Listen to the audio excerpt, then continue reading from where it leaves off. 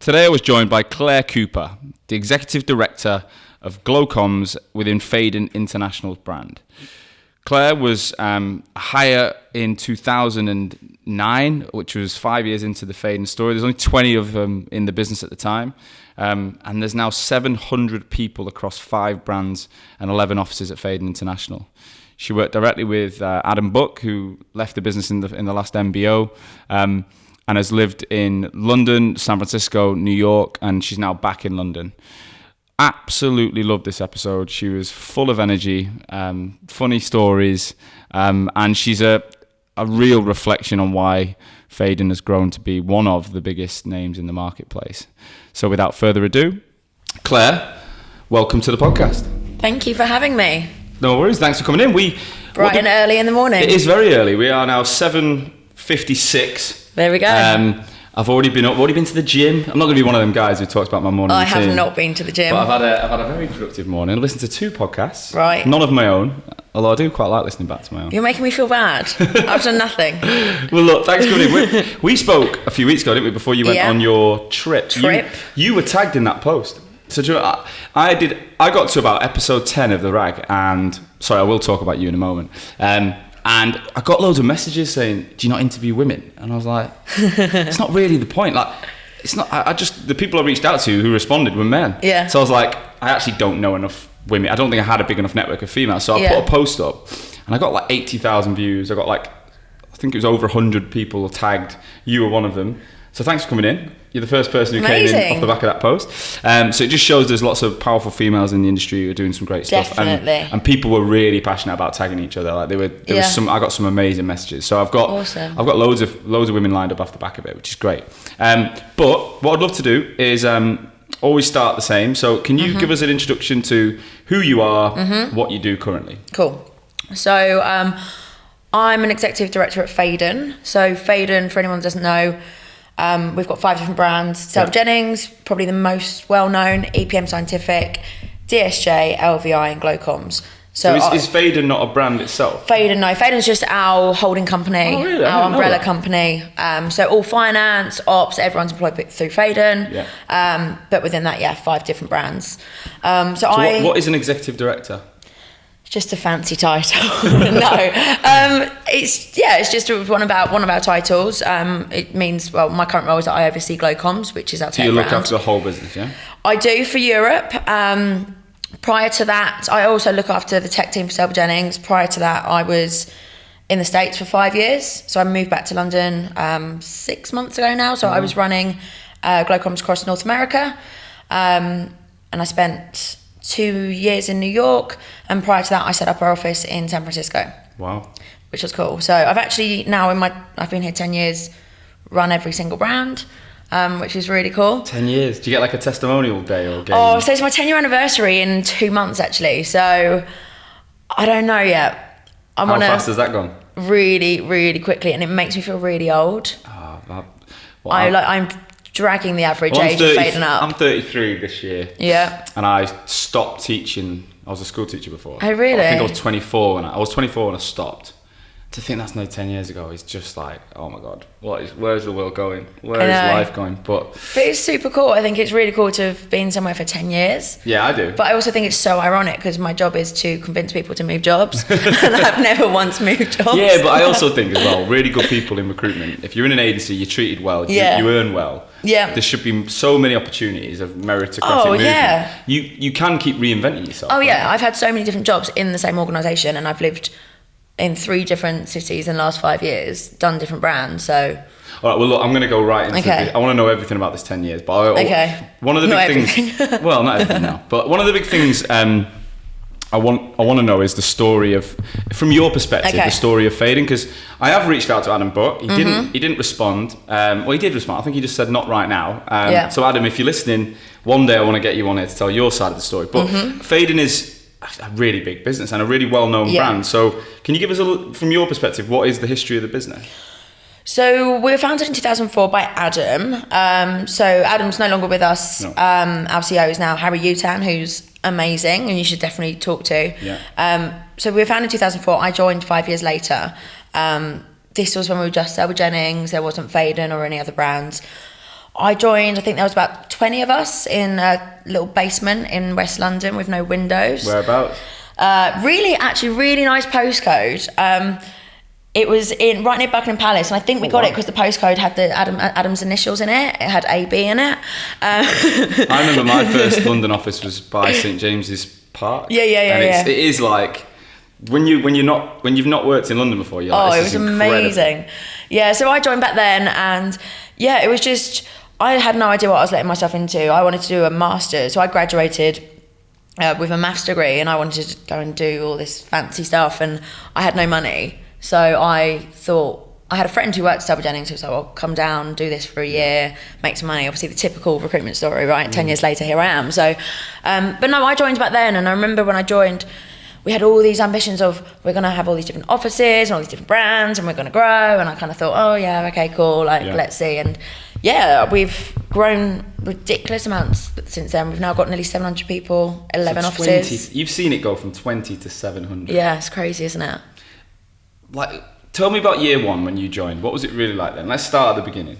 Oh gosh. So when I started, it was kind of your typical, quite hardcore recruitment environment. We worked 8 to 8. I mean, I joined during the financial crisis, and obviously Selby Jennings is our financial recruitment brand. And I think whereas a lot of other recruitment companies kind of took a step back or went into different markets, we just kind of saw it as a massive opportunity and just like doubled down on all our markets. And we had one of our most successful years during the financial crisis. So, but it was tough. Like, we were working 8 to 8.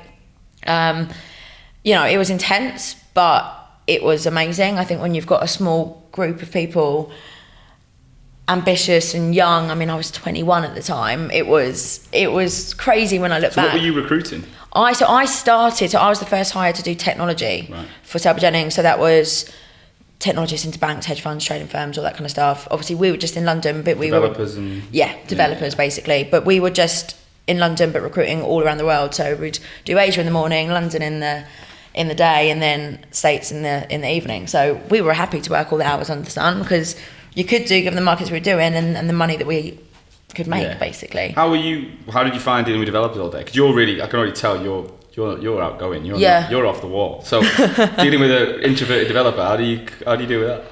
Yeah, I mean, I don't know. I bet they loved you. I bet they were scared shitless, but loved you. No, I think you just kind of get used to it. I think after you've done it so long, you learn how to adapt your communication style. So I remember even just a couple of months ago, I went down to meet like a technologist, a manager at a bank, and I took one of my colleagues.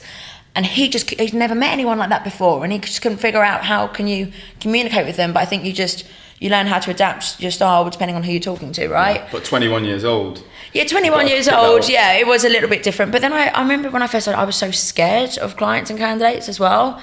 And then I used to just, I don't know, I was just so scared that they were like so smart and intimidating. And then after you meet a few, you're like, they're just normal people. Yeah. And do you know what? I was in America. I started my career in Australia. Yeah. And I sat next to this guy from America, from San Diego or something, called Joe Martinez, and he's hopefully listening because he messages me quite regularly.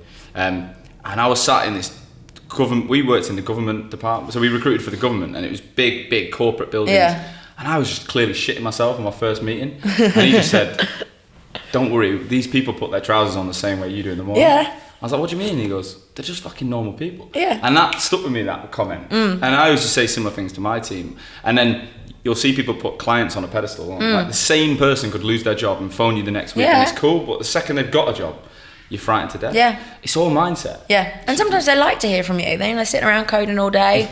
It's quite nice to have someone give them a call and have a chat. I bet you would write them up.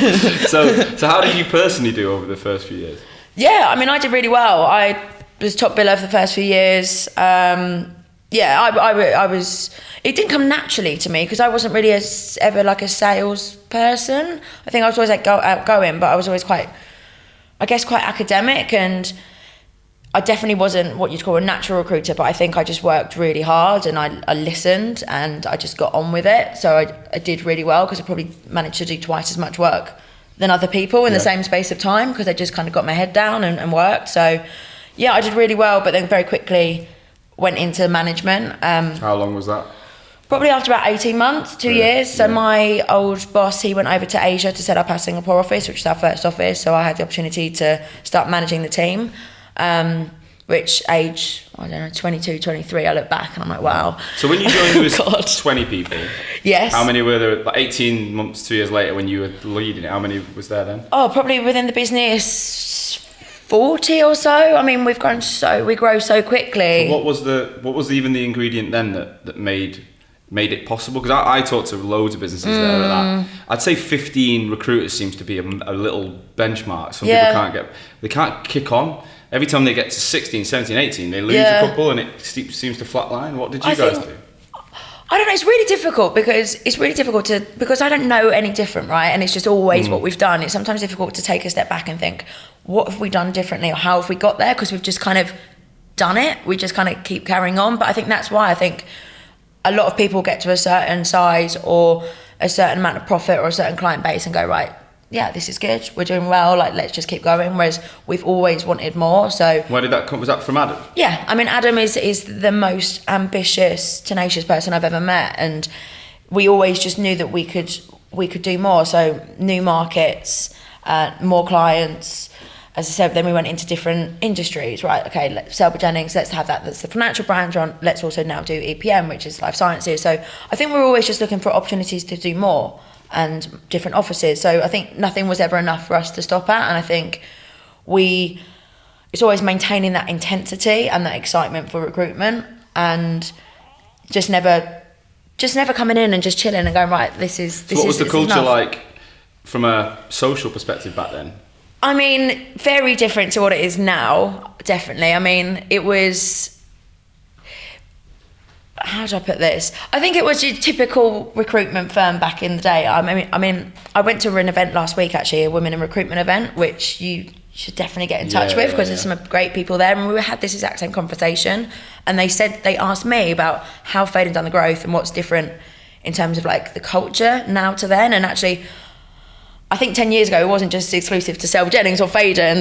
I mean, it was quite a boozy, intense culture. We worked 12 hours a day, and then Thursday nights, I was in frigging Mahiki every Thursday night. I'd never stepped foot in Mahiki now, oh my God. But I think that was typical of most recruitment firms back then. I mean, it's completely different now, but I think that's because it's more people don't just want to get boosted up all the time. There's still agencies like that. We're definitely not like that. No, you're 700 people. There's definitely a 20-man agency could definitely be like that now. And when you say 20 men, we also mean literally 20 men. Very often, no females. 100%. Yeah. But no, it was great fun, like great fun. It's still great fun. So was Adam billing back then? No.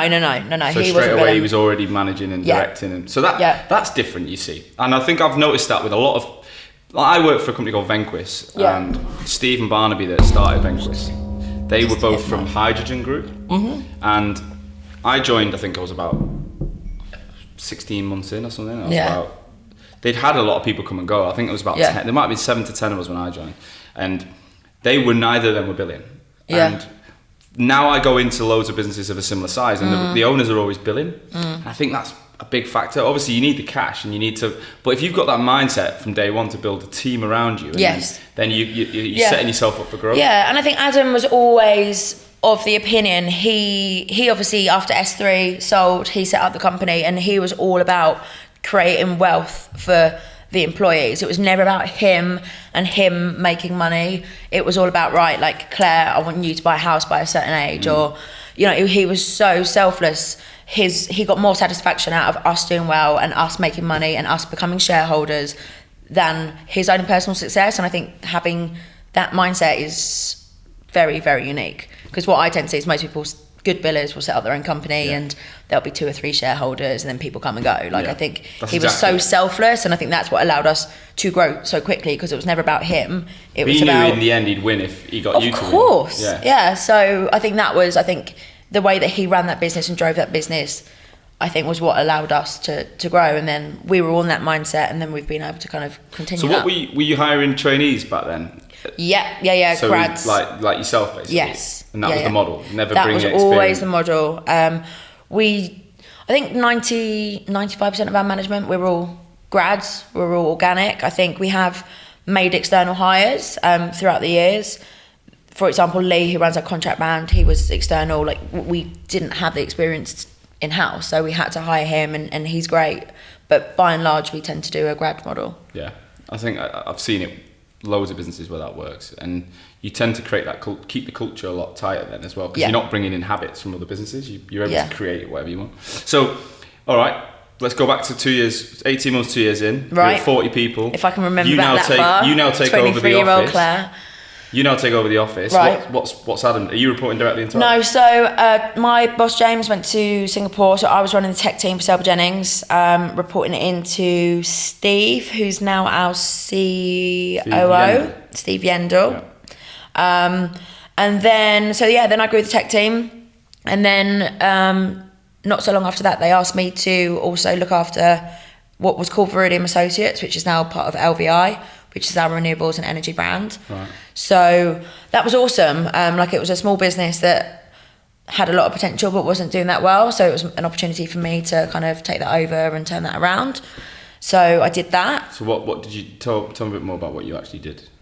I think it's just all about going back to the basics. So it was a brand. It was really interesting because it proved to me that you didn't have to understand the market to be able to manage a team in that space. So I knew nothing about wind farms and solar farms and all these things that we're doing, but I knew a lot about recruitment and how to grow a team. So yeah, for me it was all about going in and understanding just the real fundamental basics of what they were doing and spotting what and just getting them back to the basics in terms of how to do recruitment.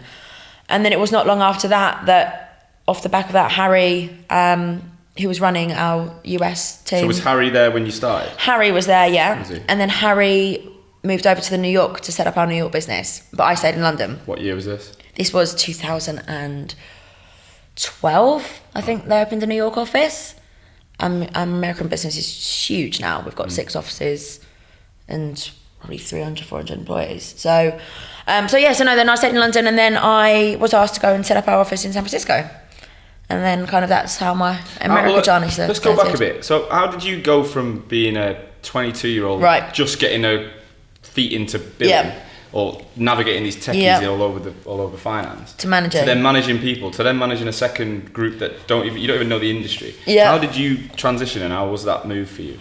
I don't know, I guess it was so organic at the time. It just made sense for me to do that. But I think I was always really ambitious, and I always wanted to do more. I think I made a decision very quickly into my career that I am going to do recruitment for the long term, and I'm going to be with Faden for the long term. So how did they remunerate you when you changed?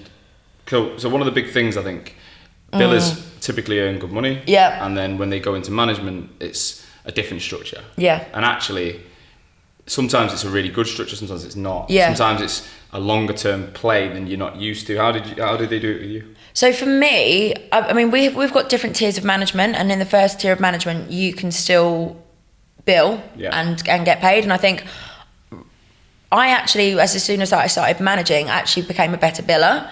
Really? Because I always thought it was really important to still bill while managing a team, because I think if you're going to bring on people and bring on juniors, you want to show them the ropes and you want to show them how to do it. And I think it keeps you in touch of how to teach people and how to recruit if you're still doing it yourself.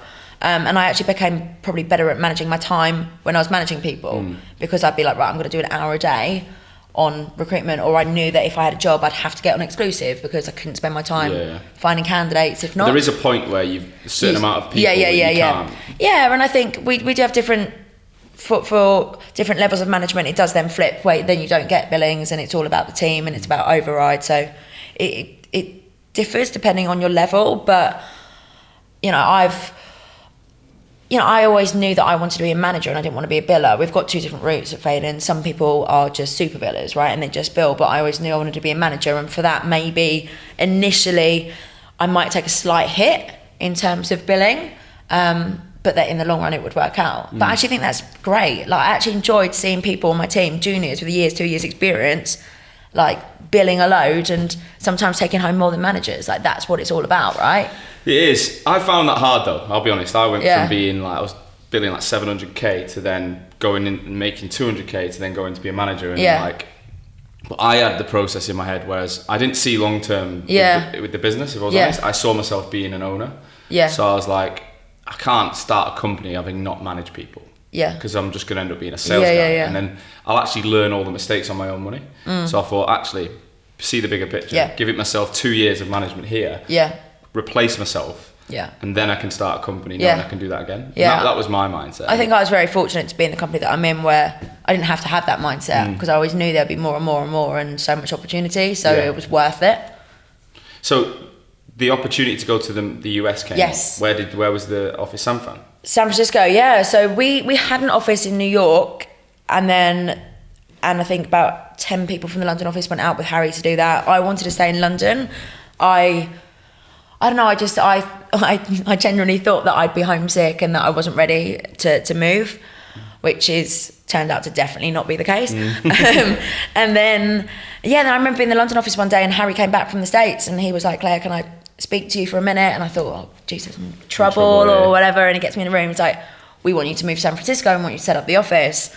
And he gave me, I think, 24 hours to give him an answer. Oh, wow. And I'd never been to California before, but yeah, and then the rest was history. What were sorry to keep stopping you, Yes, but I always, my mind goes off. Like, I keep hearing now, go out to America and just by doing exactly what you're doing here in London or in the UK, your billings are going to go up 30%, 40%, just by doing the same stuff. Was it the case then? No, I think so many people think that, and so many people think, oh, it's so easy out there.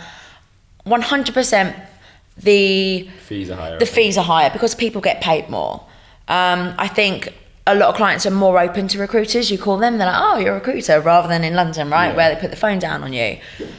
Having said that, like, we also worked so hard. So we went out to San Francisco, we had no clients, no candidates, nothing. We didn't have a brand. We were doing EPM and Glocomms, which we set up from scratch out there. We didn't do Selby Jennings, which is the brand everyone knew. And we were working.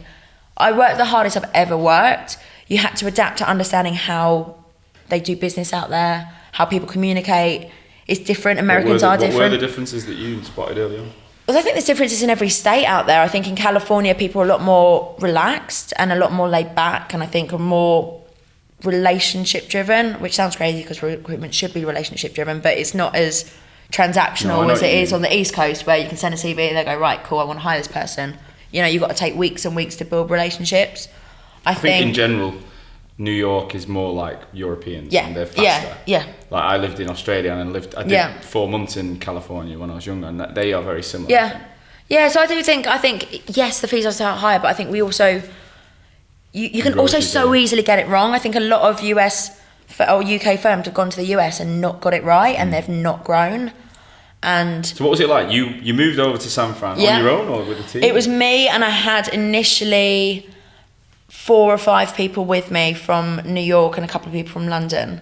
What was that like? It was crazy. I remember going to the office. We had no windows, so I viewed. In sunny San Fran. I know, well, it's not sunny. That's also another thing I didn't learn. What do you mean? Well, I thought it was like going to a beach. Yeah. I thought it was like going to be 30 degrees every day. I thought I'd have a permanent tan. Not. Well, no. So San Francisco is Northern California. Right. But the weather's actually amazing because it's just lovely the whole year round.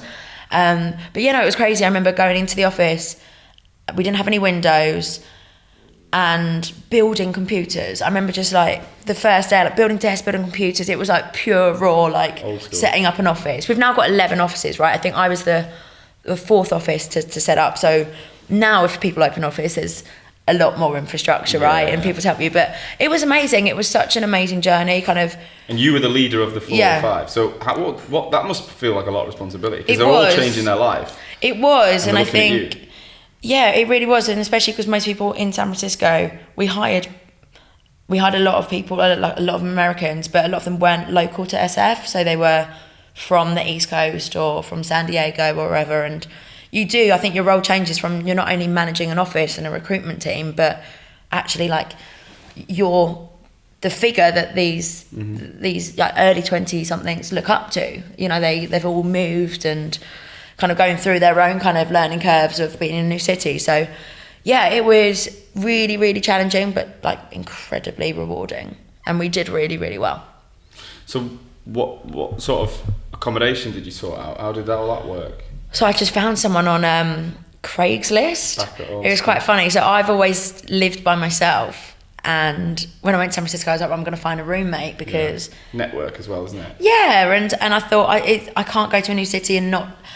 it's going to be good to live with someone because then they can show me the way. And it was quite funny actually because I went on Craigslist, which is like a site in the States where you can find anything. And I found this girl, Azine, and I remember we kind of FaceTimed, and it was so funny. I was like, oh, you know, I'm very chilled, you know, I don't really go out, and, you know, I love animals. She had a dog, so I was like, I love dogs. I don't like dogs. And, you know, like the lies that we told each other, and, you know, she was the same. She was like, oh, you know, I don't really do anything in the week. And like, she works at Salesforce, like she's out with clients every night, really? Right? She's in sales. So I remember it was just so funny. And then eventually we met and moved in, and it actually turned out perfectly. Well, she's one of my best mates. Really? Yeah. So, yeah, and it was awesome. It was really... What was the city like, and the nightlife and stuff? It was good. It was fun. Going from London must have been... Yeah, it was really different. And I lived in New York. So I lived in New York for 6 months before I went out there. So, well, just so that we can kind of start setting up and building the business from there. And that was, New York's just on another level of craziness and intensity. San Francisco's really chilled. But really cool, really fun. It's still one of my favourite cities. I go back all the time. It's very different to the UK. It's just a bit more relaxed. It's a bit, what's the word? Can I say this? It's a bit grimier. Really? Yeah, I think it's... I think they've got a homeless problem there. Yeah, a really big homeless problem. You kind of get used to it, like though. Manchester, very similar. Yeah, you kind of get used to it. But it's really cool. Like, there's lots of people from different backgrounds. That's what I love about the city and about California, is that New York was a great place to live, but, you know, it's full of the same kind of type A personalities. Everyone's super successful and working in banking or finance. You know, all my friends in San Francisco are from all walks of life. You know, some are like working bars, others, you know, are unemployed, or, you know, are creatives, and you just get such a broad spectrum of people, and it's just a very kind of like liberal, open-minded place. It's just a cool place to live. I'd recommend to anyone to go and live out there for a couple of years. I want to visit. So tell me, what was the growth of the office like? So you go there, there's you plus 4. Yeah, me plus 4. And how did that go? Yeah, we grew really quickly. So I was there for a couple of years before, just over 2 years before moving to New York to do my next role, and I left, there was 25 people. So did you have to hit a certain target to hire, or did you have an open checkbook to just keep bringing talent? We did in a way, but also depending on revenue, right? You know, if we weren't making money, I couldn't bring on people, but we were making money. So, you know, I was very fortunate that I had Jack and Luke in the office as my 2 managers. So Jack was the top perm recruiter globally, and Luke was the top contracts recruiter globally. So I had an amazing team with them too. So that drove a lot of our growth. How did you go about it? Was it old school BD, get out in front of clients, local, or? Yeah. I mean, I was very conscious of when going there, because it's such a relaxed city in general. When I went to visit some other British recruitment firms out there, and I just went and met them and said, like, hey, like, how have you done it? What's worked well? What's not worked well? And they kind of ended up going really down the 9 to 5 casual clothes, like drawing on walls all day kind of vibe. That does not sound. And I like just Faden. thought, you know, we need to find a balance, because I think it is different out here culturally, and I think especially the grads, they're not, you know, they don't want to work 12-hour days, and they don't want to live for Thursday night drinks. It's really different, and I think we really had to start finding that balance of having intensity, yet still adapting to what it's like out there. How do you do that? So I think we just really, again, just focused on making sure we understood what we needed to do in that market to make money. So lots and lots of meetings. We would meet every single client, we would meet every single candidate, we'd walk candidates in on final rounds to their to their interviews. I think you can get away in London and New York, dare I say it, without meeting clients. I think you should meet every client. My business was we used to work, I recruited into insurance, and we worked on Fleet Street, so I could walk 10-15 minutes. I met everyone. I used to actually spend 50% of my week in the city, but that was a motivator for me. Yeah. Whereas I interviewed like Nigel Frank, and they were like, wicked business, people earning a fortune, but they were like, you're never going to meet anyone because it's all Microsoft Dynamics globally, so you might have a client in New York and it sounds attractive. Actually, you just sat in a little box in London all day on the phone. Yeah. I was like, so for me personally, like, meeting people was why I loved the job so much. I couldn't imagine, I know you can get away with it, but I couldn't imagine wanting to do that. Yeah. That's before video as well. Like, now I don't meet so many, but I'm on video 6 times a day. So I sit there meeting people virtually all day. Yeah. But it was good. I think the biggest challenge for any recruitment business in San Francisco, because I speak to a lot of people who ask me, like, should we do San Francisco or LA? Because most other recruitment firms, British ones, went down to LA. Yeah. I think the biggest challenge that we had, and the office, and Luke, who runs the office now, still has, is there's such a big internal recruitment model out there. Yeah. So all the tech firms will hire grads or people with 1 or 2 years recruitment experience. So, you know, we really focus hard on trying to create an environment where people don't want to go in-house and they want to work on our side. I think that was always for us kind of the biggest challenge. Money motivated over there? They are, yeah. They are, but I think in a less overt way to people in the UK. I think people are money motivated, but are also much more motivated, or they really want work-life balance. Not to say that I don't want work-life balance. I think it's really important, but I kind of also have always been in the mindset of, you know, maybe in 10, 15 years I can be working 3-hour days and chilling out all day. Like, the reality of recruitment is that we're not there yet. Makes right sense. So it's just more about, as well, just people are motivated by different things. So yes, Thursday night drinks are important, but also it's like having a bit of time out in the office or doing activities and like, you know, sports days and all that kind of stuff. So when you're in San Fran, there's how many offices around the world at that point? There was London, Singapore, Zurich, New York, San Francisco, So how Hong did Kong. you keep in touch with everyone to make sure the culture remained some form of... So I used to travel back to New York a lot. So I was back in New York maybe once a month for like leadership training with the team in New York.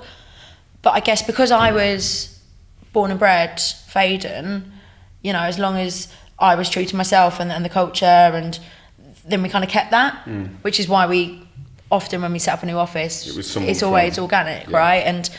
And Harry, who was my boss, he was based in New York at the time. You know, I was on the phone to him every single day. Adam would come and visit. So there's always people coming and going. Did Adam go to work abroad, or did he always stay? He was always London, but he'd always fly around and visit. So yeah, I mean, it wasn't too difficult. As I said, you know, because I'd always been with the company, and Jack and Luke, who were my two kind of managers, always had. We were always really conscious of, right, let's just ensure that we're still kind of living and breathing the Faden values whilst creating our own little kind of subculture of how we do things. So what was it like when it came to training talent?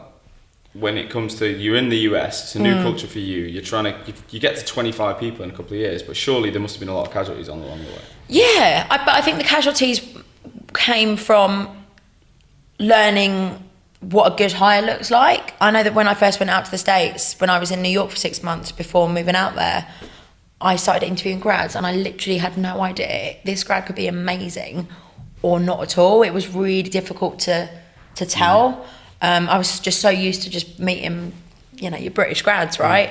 And everything's different out there in terms of like the education system, how people communicate. So I think where we didn't get right with grads was because we were probably hiring the wrong type of people. I think training was actually amazing. I think we've got, I mean, if I look at our American business where we are now in the 6 offices, obviously the majority of that business is all Americans, right? And I think it was incredible. Like, I think we actually, some of our best billers, well, definitely our best billers and managers now were Americans. And I think actually training was actually Did you have easy. a formalised training programme? Yeah. And we've got a great training programme.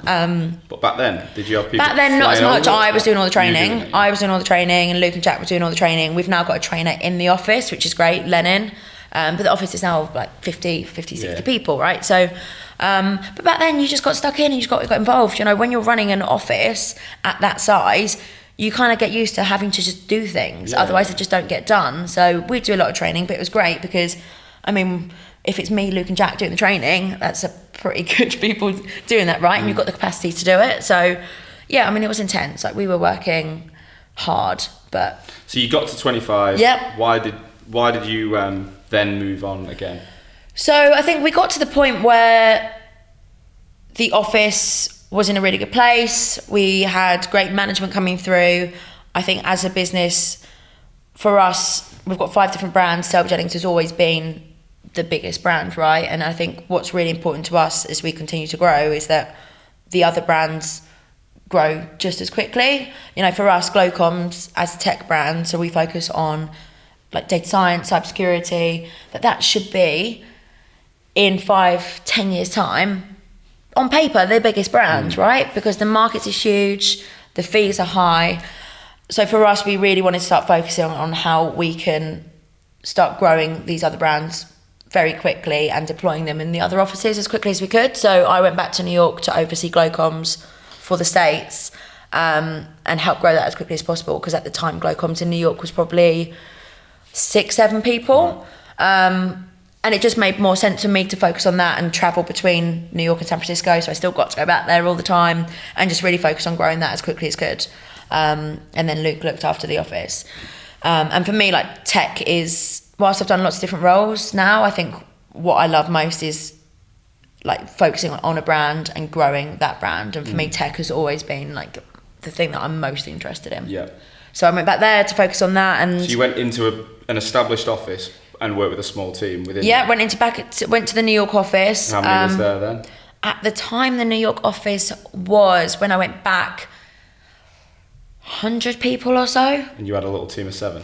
Yeah, but then we grew that really quickly. So we grew the Glocomms team, and I said my role, I was focusing on how we can grow it there, still managing the San Francisco team remotely, and then looking at how we can deploy Glocomms in our other offices. So we've obviously got offices in Boston, Chicago, Dallas, Charlotte, and now we've got plans in place of how we're going to start doing that as well. But that was amazing. We grew that brand. That brand's now 30 people. Glocomms in New York was the fastest growing brand in Faden last year. We grew NFI by 236% last year. Before I came back home, GC, who runs that team in New York, is amazing. So for us, that was kind of the biggest. How did you get that up and then replace yourself in such a short period of time? Well, so GC was already running that team before me, so he was already there, and then I was just there to basically help him and develop him and get him up and running. So, you know, I think... Is there an obvious ingredient that you've got? Because I'm sure, I want to ask you a bit more about what went wrong, because at the moment this journey's unbelievable, right? And you're going in, it can still go wrong. It's going in, a couple of years later, bang, it's big. No, I think it's just about having belief, getting people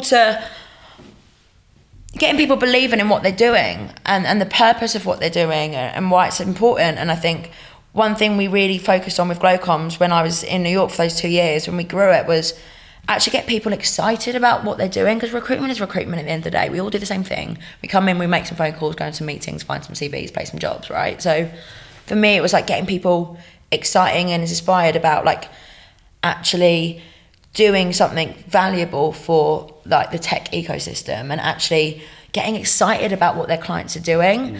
So I think initially we were kind of working with whatever type of clients, as long as it was data science and cybersecurity, like let's just fill some jobs. And we really focused on actually partnering with cool companies that were actually exciting, that made us want to come to work each day. And I kind of really tried to install that into people.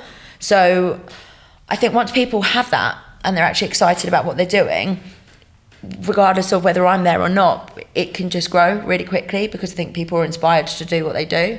Would you be the type of person that would want to assess the team very quickly and work out if there was some bad eggs? Or no, I just don't think you can do that. I think I've gone into so many teams before where I've taken over or it's been underperforming. I think the biggest mistake, you can go in and straight away say this is what is wrong. I think you always have to go in and like take a step back and observe, and also always take the viewpoint of, right, some of these people might not be great at recruitment, or they might be bad hires, but we hired them. So, and we haven't, you know, you've got to give people, you've got to look at it, figure out the changes you want to make, and give 6 months of that. Yeah.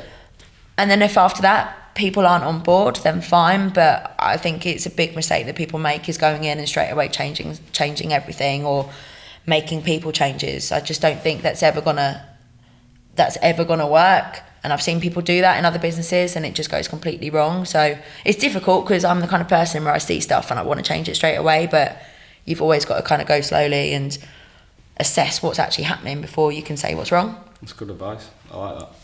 I like that a lot. So how long were you in the New York office? So then I was in New York for 2 years. So overall I was in the States for like 4.5, nearly 5 years. Where did you base yourself in New York? Where did you I was living in Williamsburg, in Brooklyn. That's a cool hit. Yeah. Hackney, Shoreditchy town. It was a lot of fun. Yeah? A lot of fun. Too much fun. No, it wasn't too much fun. It was really cool. Is that like living in like East London or something? It is, and what I liked about it is when I was in New York the first time around, I was living in Manhattan, in East Village, which again is super cool, but I think it was always nice to be in Williamsburg and kind of be away from Manhattan. It's just so intense. And how long's the train to get there? Not long, like 20 minutes. Yeah. So, so that was super cool, and a lot of my friends, we all lived in Williamsburg. It's crazy because I came back to London and you realise how big London is. Yeah. Like, I was so used to being like a 5-minute walk from any one of my friends, and they come back here and everyone's There's nice, good pubs and bars and restaurants and stuff. Yeah, there's lots to do. There's too much to do, but yeah, it was fun. It was a lot of fun. I think I had, if anyone's listening, has the opportunity to go and live in New York or San Francisco, like, you've got to do it. It's just like such a life-changing experience and so much fun. Is there anything you didn't like about the US culture? Oh, good question. No.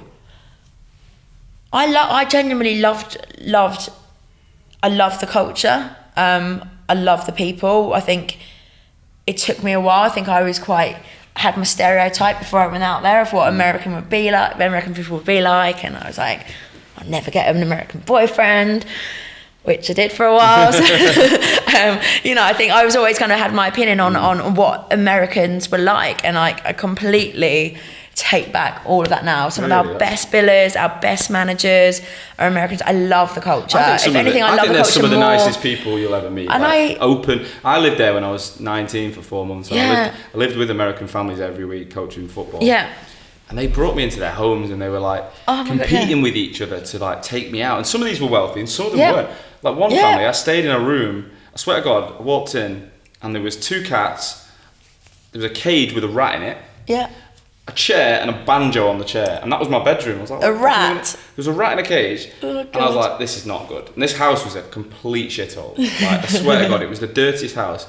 But this family were like, they were so enthusiastic about me and life and hearing about my background. Yeah. I was like, I can't imagine many British families taking an American kid in who's going to coach baseball in their local community and every night take them out. They'd be like, get out of the way, we're busy. No, and I love that. As I said, like, I think almost now I've come back to the UK, I love that so much about Americans, and I've always, since I moved back 6 months ago, I've been so conscious of like not losing that part of me, because I was already quite like that before I went, and then I just it's great. I think it's not the culture that I think the only thing I didn't maybe at times like, I said, is just for me just the intensity of New York was quite tough sometimes. Like, you don't get a chance to breathe. You're walking down the street on the way to work and there's a million people wherever you are, and like after a couple of years it's quite, you just want a bit of fresh air, London can get like that. I live out in East London, Essex now, and it's not particularly, it's a bit green, but when I go out in the car and drive 10 minutes, I'm out and I'm like, I never thought I grew up in Manchester, moved to London, lived in Melbourne, lived in Sheffield. I've always lived in cities. And now I'm like, I actually crave that bit of space. London is intense, but even just working here in Bethnal Green, I get off when everyone's cramming on, and you must have done that tube on the Central Line. It is nuts around here how busy it is. But when you get off in the morning, it's quite quiet. That was the only thing I changed. That's the only thing, my only complaint, I think, in 5 years. Apart from that, it was amazing. So, what made you come back? It's strange, actually, because I didn't think I had any plans on coming back anytime soon. But I remember when I moved to the States, I told my mum and my dad and my friends that I was going for 2 years and that I'd be back. And then it got to the 5-year point, and I'm quite terrible at... Actually, it's not that I'm bad at keeping in touch with my family when I was away. It's more like they are so amazing and so supportive that they were kind of just like, go and do your thing. I had some of my friends, like, their parents would get annoyed if they didn't call them once a week. Like, my parents would happily just let me go and do my thing because they knew that I was just getting on with it, and they knew I'd come back one day. And I think, so there was one period of time where I probably didn't actually come home for like 18 months. But then, I don't know, I just came home last year, and I've got a nephew who's 4, and I just realised, I love living in the States and I love my job and everything's going so well, but actually, it's probably time to come back and spend some time with the family. So it was your decision rather than the business, right? Yeah. So... who did you talk to about that? So I called my CEO, Harry, and it's weird because I think he he kind of saw it coming before I even did. Like, he wasn't shocked at all, because I'd been home to London twice, I think, in the 6 months previous, which I'd never done before, right? So yeah, so it was so simple. I think a lot of people answer that question and like expect some real like juicy answer as to why I came back, and yeah, nothing more than, you know, after 4 or 5 years, I kind of just missed literally sitting at home and drinking a cup of tea on the sofa with my mum. So yeah, but it doesn't mean that I do want to move away again one day. I love. You've just got to ground yourself. Yeah, I just want to ground myself back here for a couple of years. Yeah. It's good that your business has allowed you to do that. Like, you're working in a brand like Faden, you can move around like that. You've got that opportunity, right? Yeah. So talk me through the whole situation with Adam's. Was it management buyout, or how did all that work? Yeah, so we've been through There's been a number of rounds, hasn't there? 2 now. So the last one, the last sale was last year. Is that when you felt you left completely? Well, yeah, with a company called Kilvest. Before that, it was a few years prior when I was in San Francisco with a company called Mucinich. And was that something you knew was going to come and happen, or was it a bit of a shock? Yeah, we always knew that it was on the way. I think when it did actually happen, it was a bit of a shock because it all happened so quickly. But yeah, we always knew that that's what we were kind of gearing up to. And you were all invested in with shares, etc. Yeah. And that was on the first round. Yeah, I mean, with every round and every year, we have more shareholders coming into the scheme, which is amazing because it really does mean that, you know, no one has missed the boat. Yeah. You know, there were people who got a significant amount of money in the last sale who'd been in the company for 2-3 years, and that was amazing to watch. I think it's a scheme which really is so fair, It's actually really... and it doesn't just favour people that have been there 10 years. You know, I think people are coming in.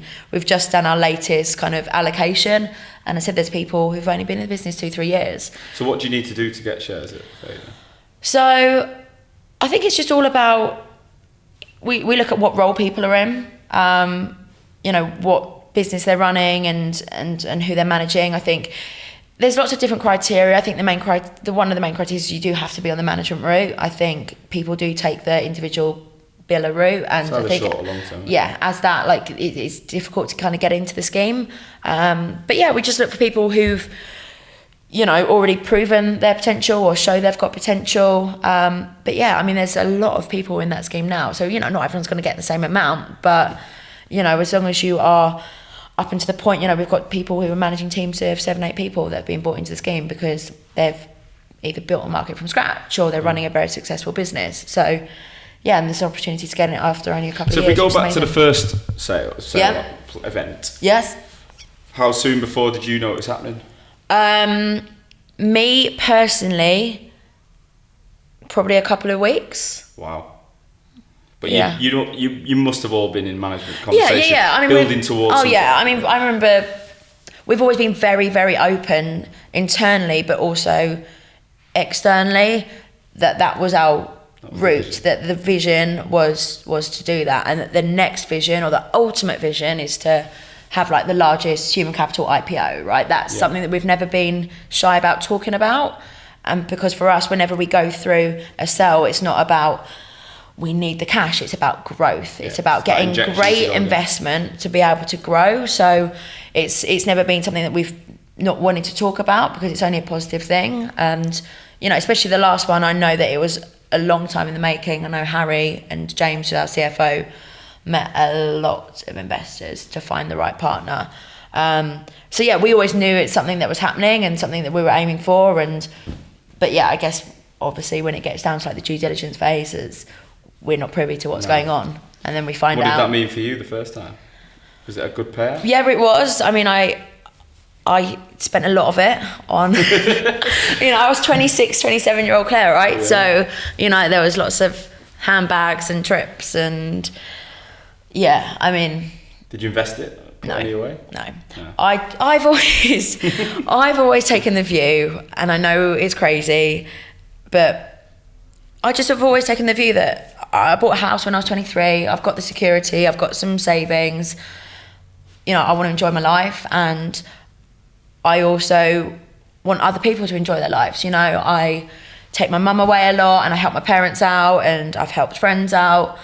You know, I think that's important. I've never been the person that just saves all my money and puts it away for a rainy day, like you only live once. I'm not ridiculous, but I just think that's what life's about. And I know people don't disagree with my way of doing that, but I just think it's important, and you've got to inspire people to want to earn and want to make money. From what I've picked up from you is you 100% believe in the business you work with. Yeah. You know there's a long-term play anyway. So if you didn't have that in the background, then you might be more reluctant. Oh, I knew there'd always be more, so I knew that I could spend it. So you're like, well, this is today. What about the next? So what happened in the next event for you? Is that? Yeah, so much more of that has been saved. That's in the bank. And that's where Adam left. That's where, What was that like, going through that? Do you know what, it was always, we always knew that was going to happen, and I think by that point Adam was so hands-off anyway, purposely, not in a bad way, but, I think it wasn't like he was like 100% involved day to day and then all of a sudden he's gone. I think he's obviously left his legacy, but we're a whole new business now, and Harry is our leader. I still speak to Adam from time to time.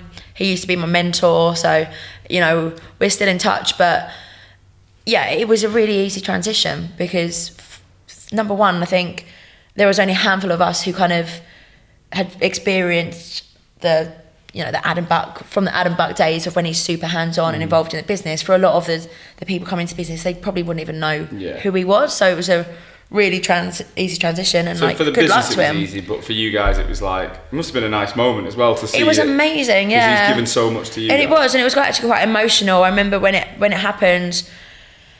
I remember texting him. I was in New York when it happened, and I remember we were texting each other, and it was quite emotional because we wouldn't have got anywhere to where we've got, or, it was life-changing for some people, that the last payout, and I think we wouldn't have got there if it wasn't for him. So I think we all thanked him a lot for what he'd done, but it's kind of time now to just move on to the next stage. So that moves us nicely into we've got like 10 minutes. So what is the future? Goes quick, doesn't it? I know, right? So what is the plan now? Where are you heading? You talked about the biggest IPO, but what are you specifically doing right now? Me specifically? You and the business. Me specifically. So now I am back in London. I'm focusing on Glocomms for London. So Glocomms in London is in the past couple of years, probably hasn't been as successful as some of the other offices and teams. So Matt Hafford runs that team for me in London, and he is amazing.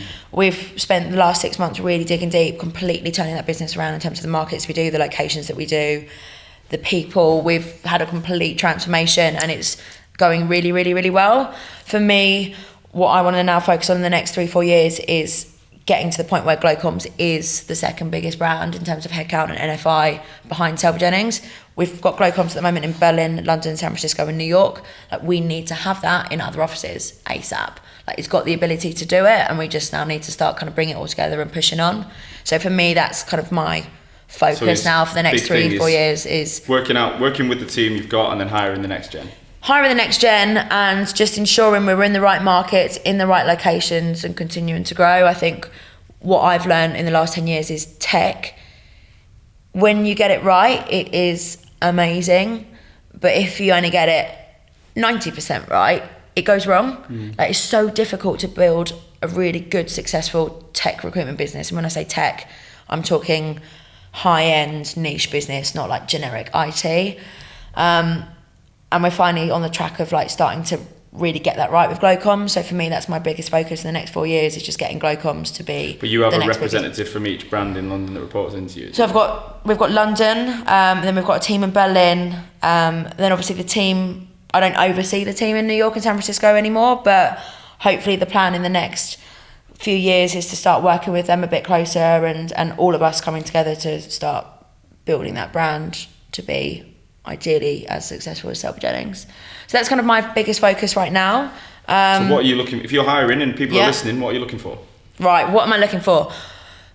Either grads, or I would love any recruiters with a year of recruitment experience in tech, or anyone. There's so many places out there where people are resources or researchers for a year. We do not do that model. You come on and day one, or not day one, but we teach you 360 straight away. And there are so many great people or great recruiters out there that don't have the opportunity to do that for 2 years. Like people like that for me are golden. People who've got potential, who understand the basics of tech, and we can get them out of those huge corporate firms where you've got your recruiters and then your resources, and the recruiters do all the client side. So you don't believe in the 180 model? I personally don't know. We don't do the 180 model at Faden. We never have. I think there's definitely arguments for when you've got a bigger client, you'll definitely have the person who faces off to that client or the account manager. But I actually think the best part of this job is meeting your clients, understanding your clients, and actually taking pride in like piecing people together. Yeah. And you can't do that if you're 180 and you've got all the different people doing that. So anyone who's like frustrated in a role like that, I would absolutely love to hear from them, because I think that's where we can make people super successful. Would you take people from other sales backgrounds? Yeah, 100%.